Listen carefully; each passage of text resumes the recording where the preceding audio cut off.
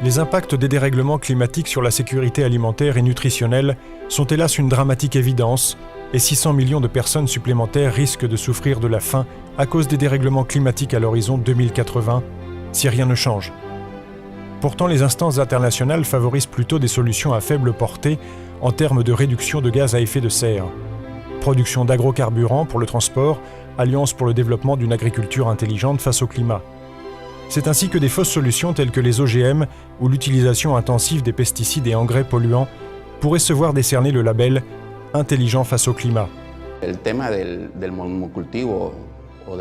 La question de la monoculture ou de l'expansion agricole, de l'agro-business comme nous l'appelons à Santa Cruz, concerne les grands entrepreneurs qui ne pensent qu'à leur profit,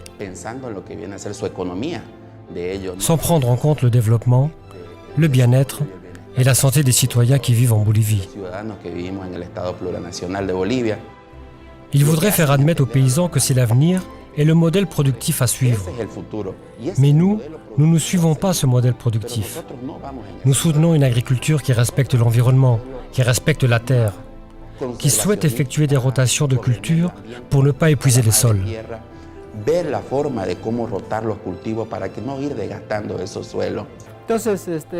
Il y a une forte pression de toutes parts. Du côté du Brésil, la pression d'un élevage extensif et l'exploitation intensive des forêts. Du côté de Santa Cruz, un type d'agriculture fondée sur la monoculture.